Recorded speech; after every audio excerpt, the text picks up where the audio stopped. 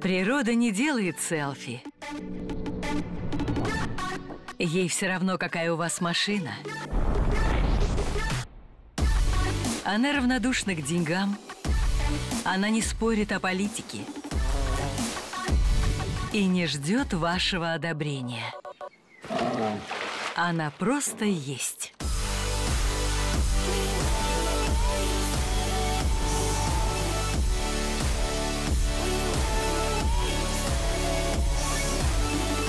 Неизведанные уголки планеты. Шаг навстречу природе. По воскресеньям в 8 вечера на Nat Geo Wild.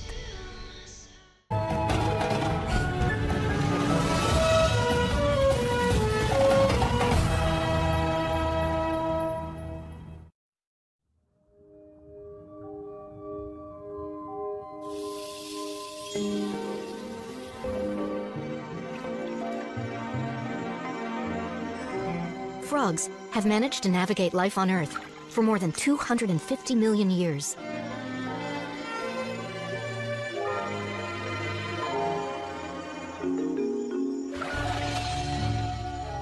They were the first of our ancestors to venture from the water to the world beyond.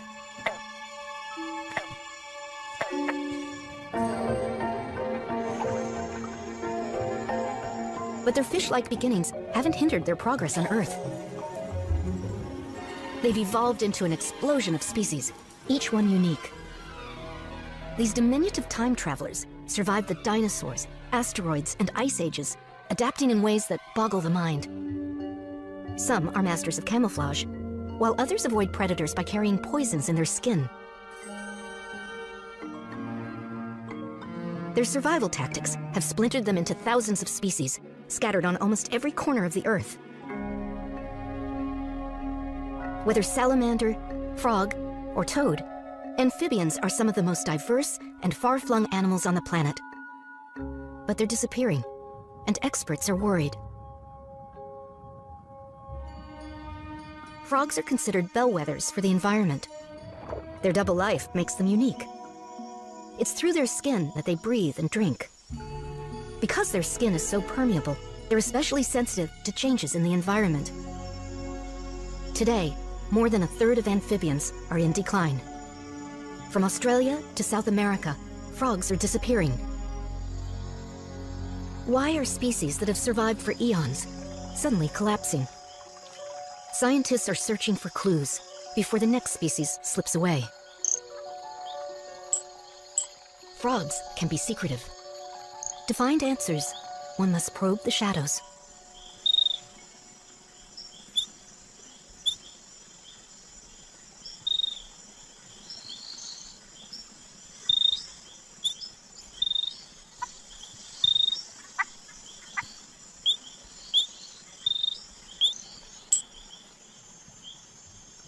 This glass frog's translucent skin reveals her eggs.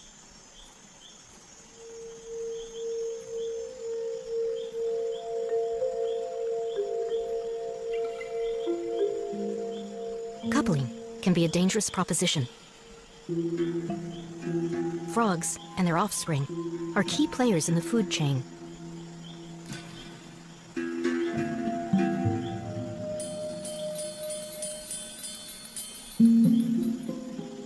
The parents will go their separate ways, leaving their eggs to fate.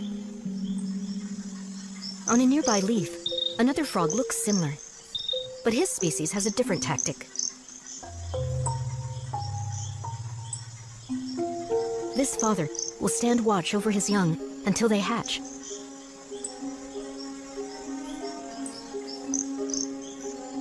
He'll guard them night and day.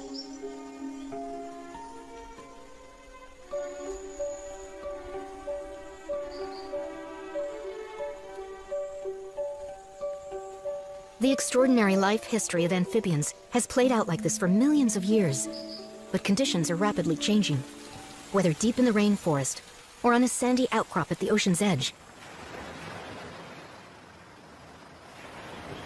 On the tip of Cape Cod, life is stirring with the first spring rain.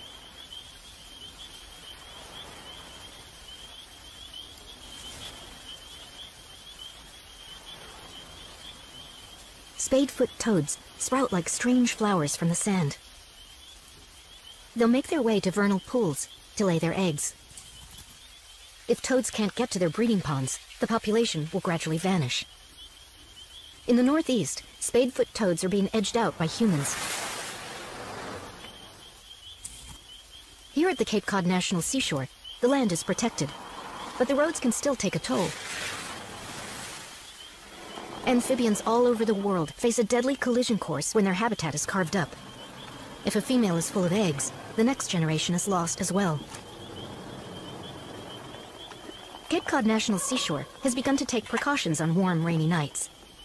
Every little effort makes a big difference. Millions of amphibians are lost each year when they collide with humans. How many millions of roads crisscross the globe?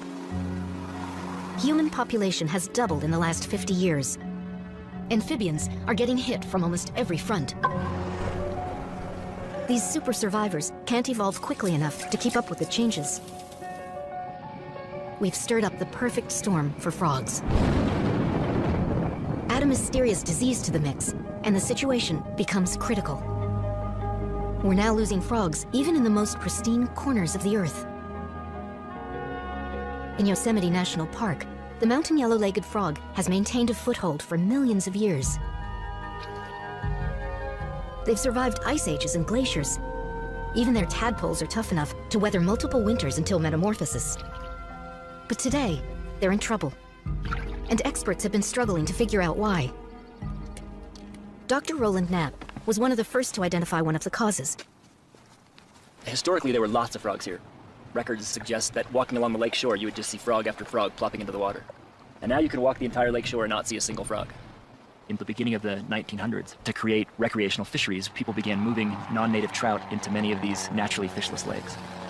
Trout prey on the frogs, and in most of these places, the frogs are now gone. Knapp has been part of an intensive effort to remove fish from Yosemite's lakes. It looked like the frogs were making a comeback, until they fell prey to something even more insidious. It wasn't long after we began the fish eradications that we realized that there was something else going on besides just fish. And that something is the amphibian chytrid fungus. 12 years ago, Knapp started finding dead frogs at his study sites. At first, the deaths were a mystery, until a strange fungus was identified. It seems to attack the skin of a frog, depriving it of oxygen. It's really hard to see. An animal that you've tagged, you've recaptured several times, you've watched them for hours sometimes, and then you find that same animal dead in a pool. This disease is taking the species out. In a matter of decades, chytridiomycosis, or chytrid, has become a global epidemic. It's almost like we're seeing the yellow fever of frogs or the flu of 1918. We haven't figured out how this disease even works, how it spreads so quickly. At UC Berkeley, Mary Stice is trying to uncover more clues about chytrid. These little circles are zoospores, and that's the infectious stage of the fungus. It swims through the water looking for its next victim, a tadpole or an adult frog.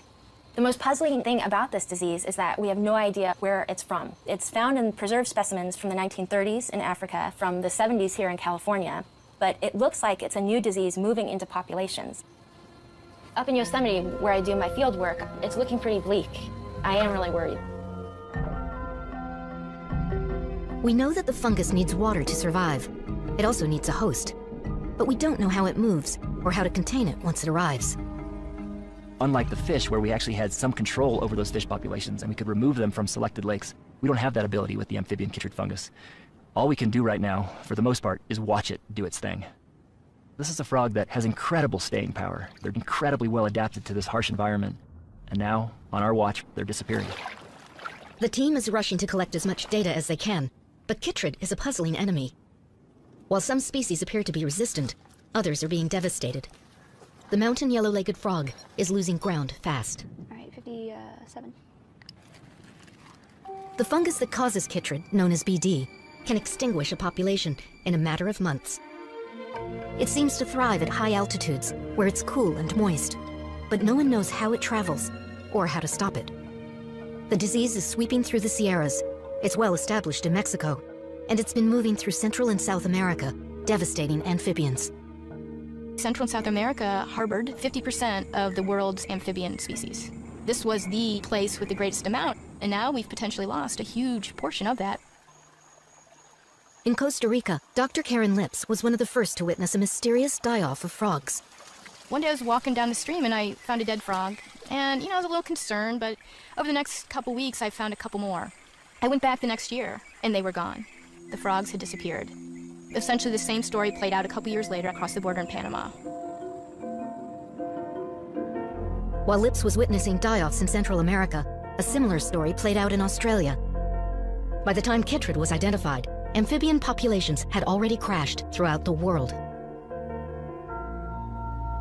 The fungus has been stealthy, reaching into untouched areas that hold some of Earth's greatest treasures. Frogs might be diminutive, but the stakes are enormous.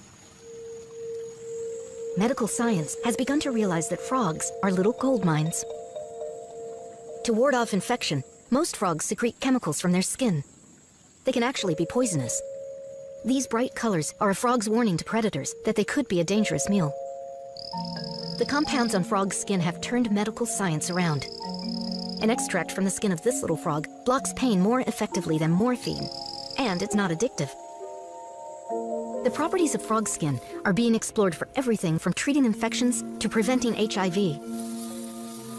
We've just begun to mine these little treasures, and now they're slipping away faster than we can study them. But the impact on Earth's ecosystems is even more troubling. Karen Lips has returned to her former study site in central Panama to measure the changes. Without the frogs, there's an eerie silence. In El Cope Reserve, a concrete statue may be all that remains of Panama's spectacular golden frog. Before the big crash, this was a great place.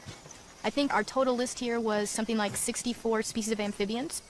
It didn't matter really where you went in the forest. You would find them on the ground, on the leaves, you'd hear them up in the canopy. You could walk any trail, any stream, and you would hear frogs calling day and night. And now, there's just nothing here anymore. Chytrid is having a domino effect. Frogs sit right in the middle of the food chain. Without them, other creatures are disappearing too. We're just beginning to understand what a forest is like and how it functions without frogs. Ever since all the tadpoles disappeared, these streams have been really slippery. There's green algae growing all over the place. It's just another example of the big changes that we see after all the frogs and tadpoles disappear. The tadpoles not only eat the algae, but they also disturb all the sand and the mud, and so all that gets flushed out with the current. And now there's no tadpoles. We see changes in some of the insects as well. We're seeing lots of big changes in these ecosystems. It's affecting fish and water quality, snakes, birds, you name it. Basically everything we've measured has changed. Chytrid is on the move. While it's sweeping down through Central America, it's also traveling north from South America. There's only a small area left in Panama that still seems to be chytrid-free. 2 hours south of the Panama Canal, there's a small patch of forest called Berbayar. For the frogs here, life plays out as it has for millions of years. While chytrid draws closer, miracles are still unfolding. This father has been guarding his young for 2 weeks now. The tadpoles on a nearby leaf don't have a guardian. They're more mature, but still days from hatching. A healthy habitat is full of predators and prey. No matter how big or small, every creature plays a role.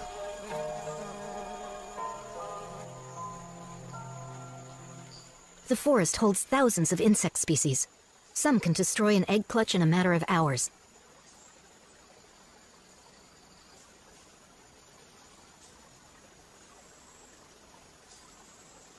Even if an intruder doesn't have a taste for eggs, this father is fiercely protective.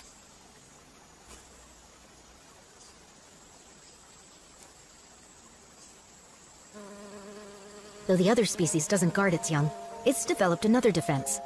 When attacked, the tadpoles will break free, giving them at least a fighting chance.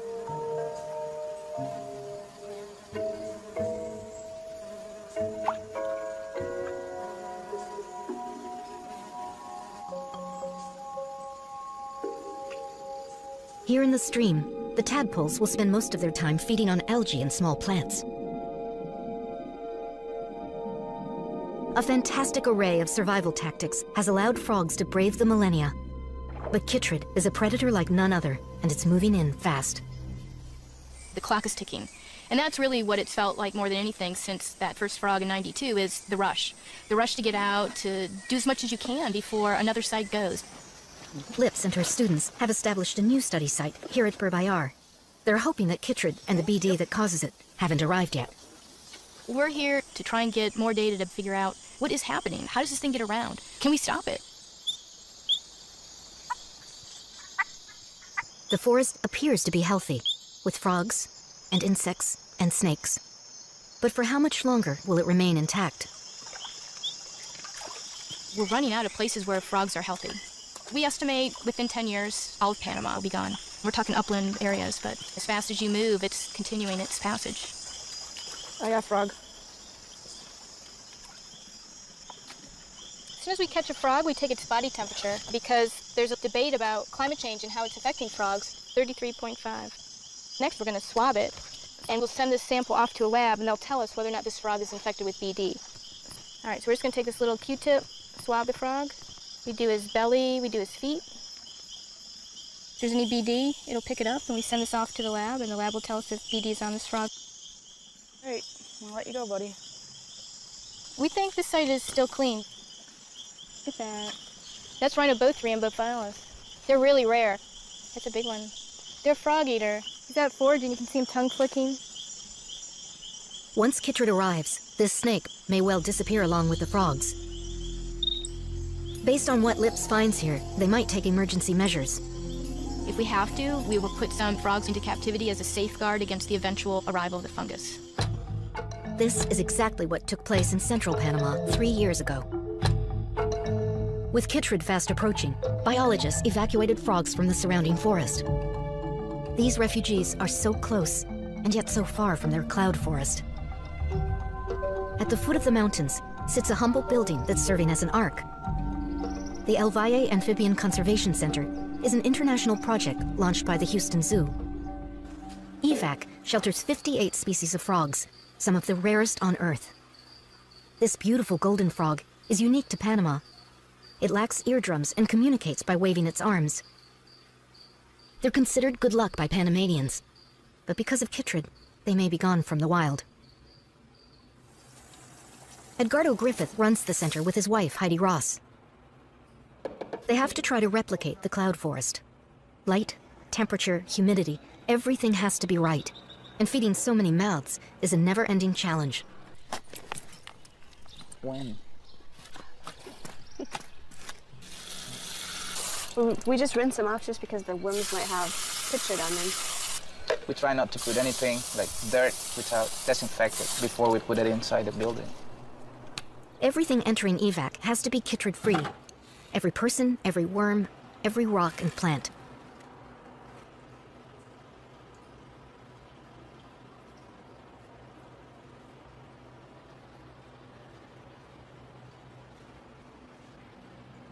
These horned tree frogs mimic leaves in the forest. Even the froglets are brilliantly disguised. But the best of camouflage can't protect a frog from chytrid. In the quarantine room, new arrivals are put through a grueling process. We don't yet know how to rid a habitat of chytrid, but individual frogs can be treated. It's okay, my friend. It's okay. It's okay. Look at you. When we started collecting the animals in 2006, we lost like 50% of them. These frogs can live for years, probably 20, 25 years. The treatment equivalent would be for a person going under chemotherapy. I will leave there, leave there for 10 minutes. It's a very invasive process because we have to keep the frogs in contact with this solution, which is a really strong solution, for 10 minutes, for 10 days. I'm pretty sure that she doesn't like to be in that little cup with that nasty solution. But it's just something that tells me that she knows somehow that we are trying to help her. For most people, they wouldn't think that this is important because it's a brown, bumpy, little ugly frog. But this animal here is telling us that we're doing something wrong. At EVAC, success is measured by egg clutches and tadpoles. They recently celebrated the first golden froglet to metamorphose. But there are also the inevitable setbacks. It's over here. This was one of the center's first rescues. There's always parasites and such lined up, just waiting. So the first mistake that will show us that we're not doing things right. Once they present the symptoms, it's oftentimes too late. See this? Oh my gosh. There's a gigantic parasite that was internal. When the host died, I'm sure the parasite came out. So many things that we don't know about these animals, so many new species of parasites. We can never get used to things like this happening.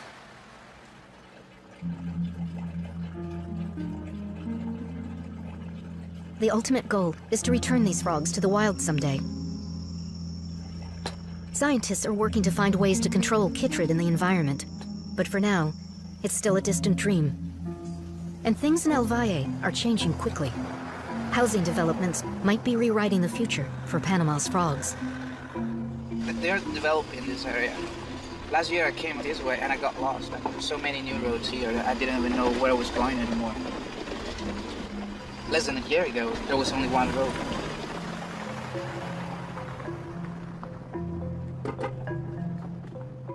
Two years ago, when we started the EVAC project, we came here and we collected some frogs from this particular place, and in less than a year, they cleared the whole thing. This is gonna be somebody's house. I feel just panic, because when I look up that way, there's a lot of forest. But the same thing that happened here can happen to that forest in less than a year. It doesn't matter how many safe, healthy frogs we have at the center. If habitat loss continues, where are we gonna put the frogs in the future if we figure out how to help them so they can fight the fungus in the wild? There's not gonna be a place for the frogs anymore.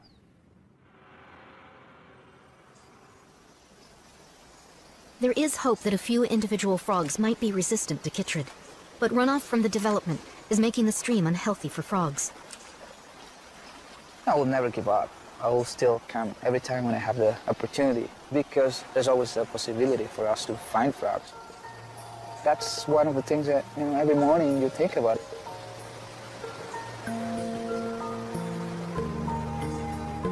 Chytrid has been devastating, but it's by no means the only threat to amphibians. In parts of the US where frogs haven't been lost to the fungus, they're being hit by other forces, right here in our own backyards. In Minnesota 13 years ago, a group of school kids took a field trip to look for frogs. What they found was the stuff of nightmares.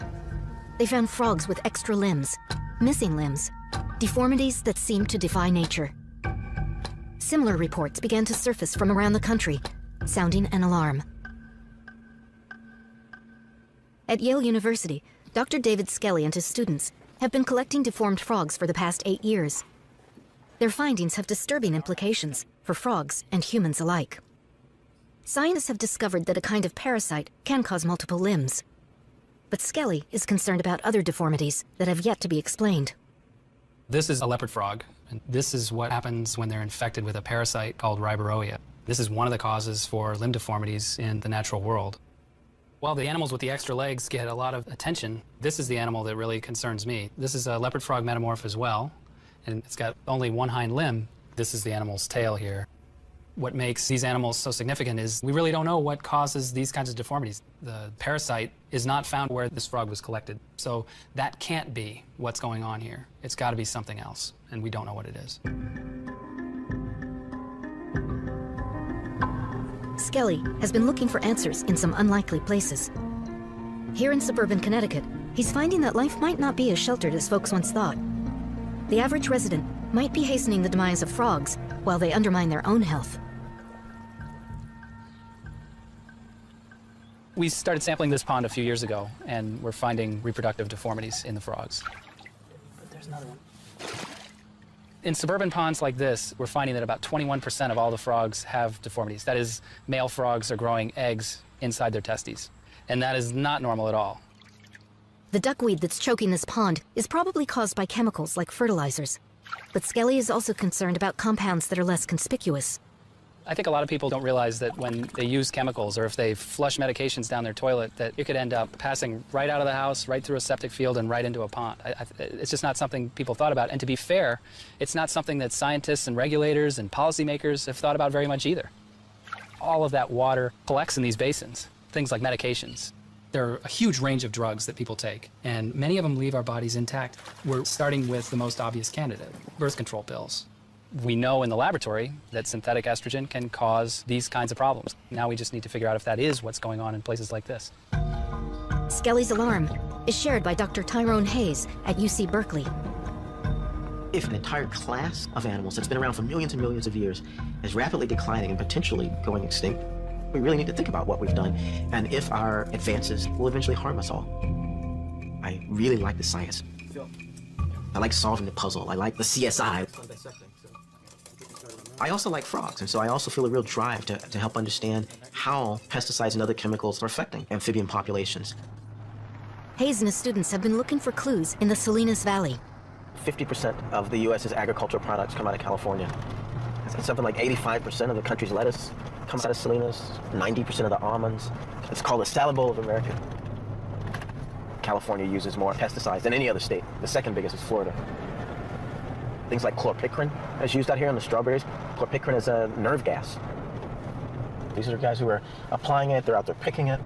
Methyl bromide is a fumigant, something they pump into the soil.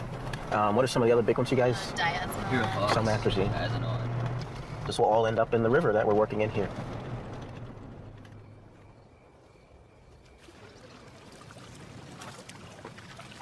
It might look like we're out in a bush somewhere, but 15 feet on either side, we're surrounded by agriculture, and the runoff ends up in this river.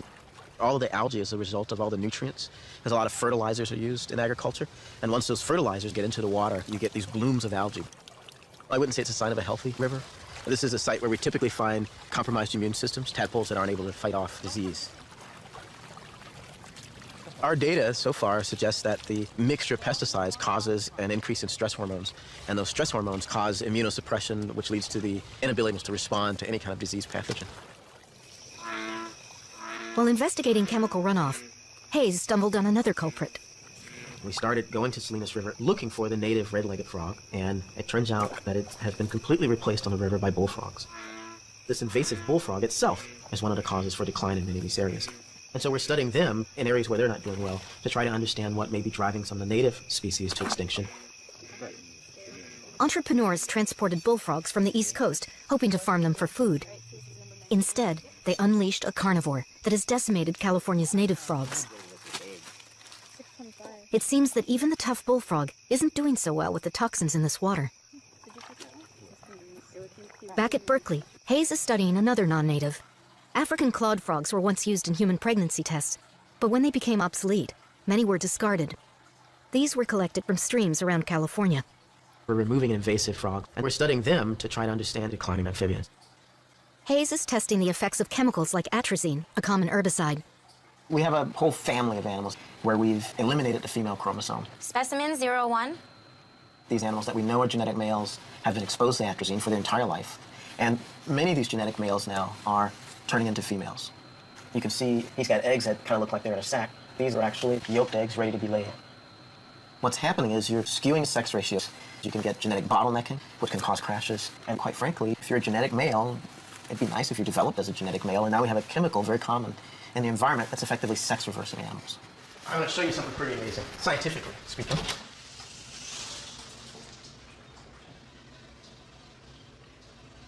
The one that's so remarkable is this pair. These are both males. The one on the bottom, acting as the female, we affectionately refer to as Darnell.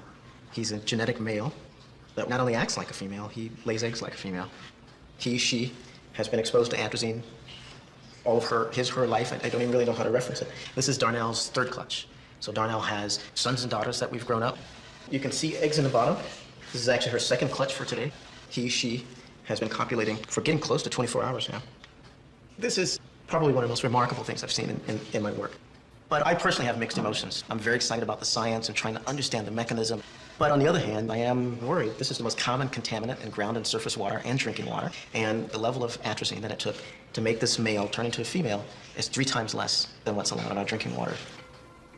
I really think that the global amphibian decline is telling us something about human health. The toxins in our waters are reaching well beyond frogs. Reproductive abnormalities have been reported in everything from alligators to polar bears to humans. It's not just a problem with frogs we should be concerned about. The water that's causing their problems is the same water that we're drinking and using to water our crops. Frog or human, we all breathe the same air and drink the same water. For their sake and ours, experts agree We have to take action, and there's no time to lose.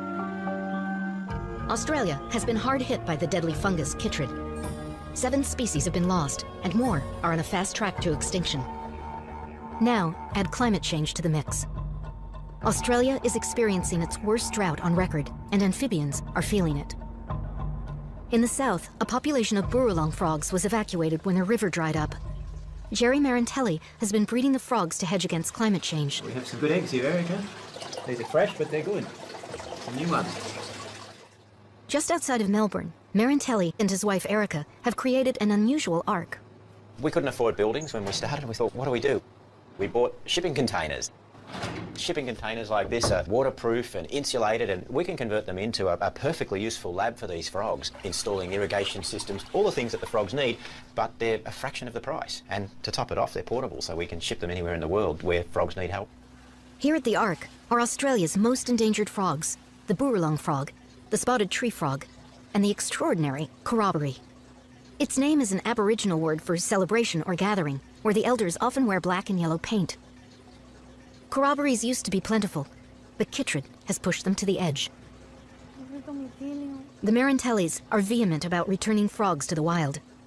The quicker we can understand the problems they face, fix the problems and get these frogs back into the wild, the better. They can't live in a fish tank for 100 years. We disrupt the things that eat the frogs, the things that the frogs eat.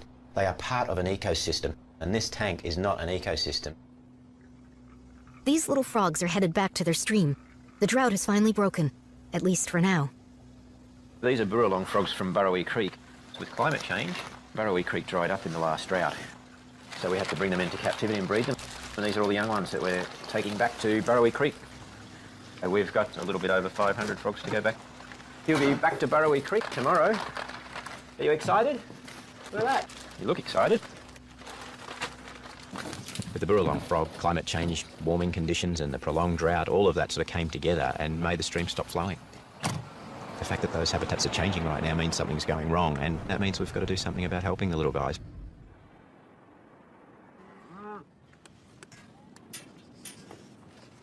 Look at that. You want to see some burrowlang frogs? Have a look. You know what they are? That's your new friends. You listen to them tonight. Marantelli has kept some frogs back at the center as a safeguard. With climate change, they might need help again. Look at that, welcome home. They release some of the froglets in the afternoon light. They'll share the rest with the locals. Not up there. A bird will eat you. Go and find a little crevice. Go home.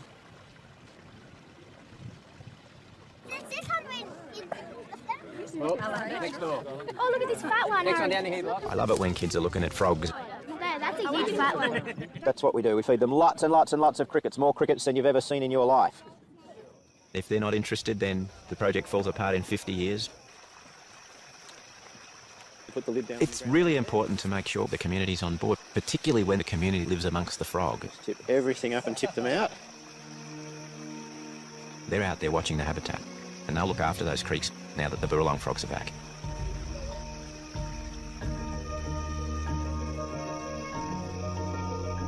We're just a bridge across that bump. For all of these frogs, whether it takes us a year to help them out or 10 years or 20 years, we should always be trying to put them back. Even the most dire situation won't deter Marantelli. These spotted tree frogs have been struck hard by chytrid. On the stream where they once lived, the fungus wiped out an entire population. Only one male was spared. With the help of captive females, Marantelli bred them back from extinction. And 3 years ago, they began returning frogs, despite the presence of chytrid. Each spring, the team comes back to look for survivors. We have no other choice but to help these frogs develop resistance. Even if we have to breed so many frogs and put them out there where 95% of them die, who doesn't die? The resistant ones. What we're trying to do is drive evolution so these frogs will be able to live with chytrid. You move, little froggy.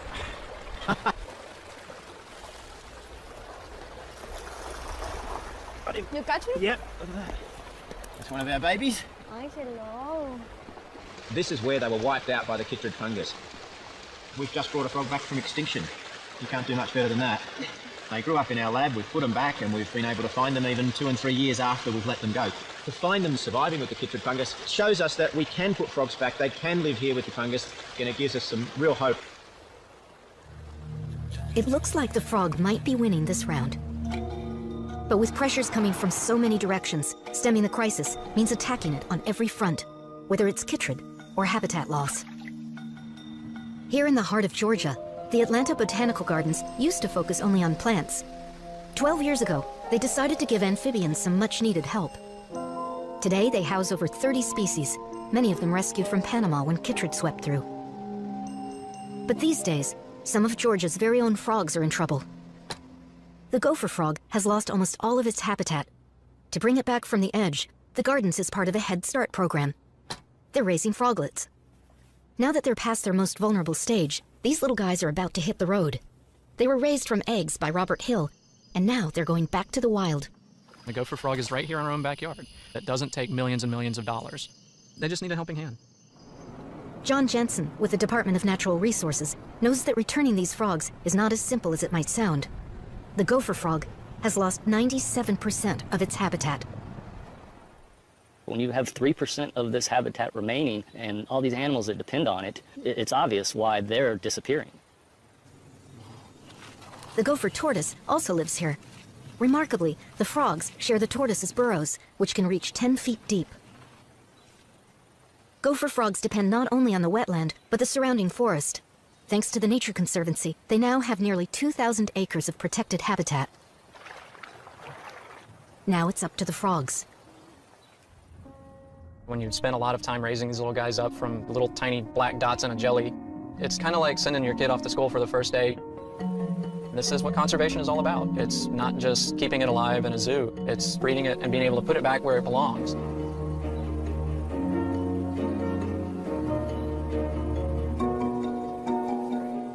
If we can ease at least some of the pressures on frogs, we might be able to help them weather the storm. Back in Yosemite, Knapp has decided it's time to take some chances with the mountain yellow-legged frog. A few populations seem to be holding their ground with the fungus. Could they be resistant? And if so, could they recolonize some of the ponds where the frogs have been lost? Knapp feels it's worth taking the risk. The team is collecting frogs from a healthy population to relocate them. We're going to be moving these frogs 5 or 6 miles to some new sites, and then we'll return to those lakes throughout the summer, recapturing those frogs, and then swabbing each frog, trying to get a sense of how well they're surviving in that new environment. 10.5. Each one is swabbed for the fungus and given an ID.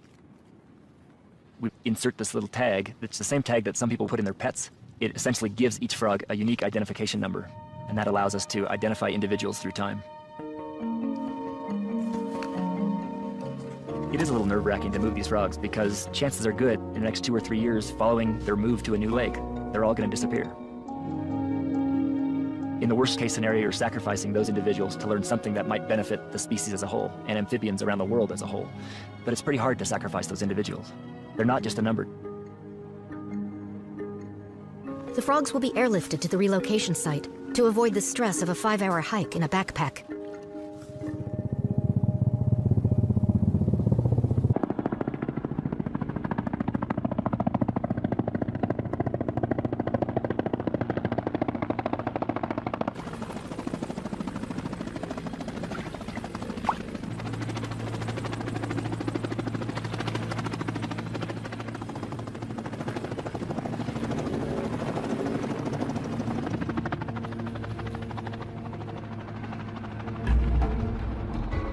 Back in Australia, the race continues. Chytrid has swept through these mountains. Here in the Australian Alps, Kosciuszko National Park shelters the last of Australia's corroboree frogs. Parks and Wildlife of New South Wales is on a mission. With the help of Jerry Marantelli, they hope to save this remarkable species. These little guys have survived the eons. They outlived the dinosaurs. But now, they're blinking out. Fewer than 200 remain in the wild. As an emergency measure, last fall, 1,000 corroboree tadpoles were released into tubs of chytrid-free water. In these protected nurseries, it's hoped that the youngsters will make it through their most vulnerable stage and develop a resistance to the fungus in the wild. Marantelli and Dave Hunter from Parks and Wildlife are back to see if any survived the icy winter. Oh, there's one. Yeah, tadpoles here too. That's a huge relief. Our little taddies. Oh, well, there's 2 in there. There's some in this one, and lots of taddies in this one. Yeah, tadpoles here too. Fantastic. And Teddy's in this one. We're going to save some of them, and we're going to save as many as we can. I hope that we get it right before these guys go extinct.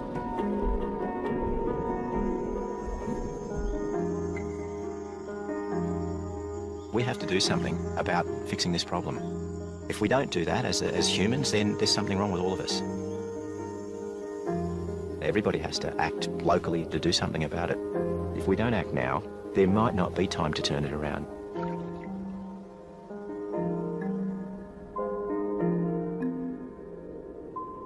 It's incredibly sad to wander through a habitat and see where a frog once lived. I've stood in streams that were silent, and I've listened all over the world to places where frogs have vanished, and the ghosts are there. Like, you know, I feel the ghosts of those creatures. We just can't keep letting that happen.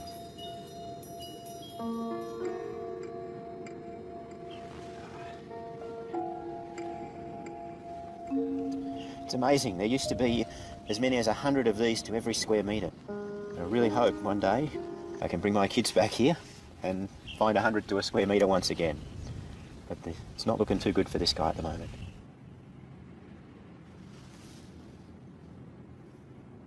Good luck, little fella.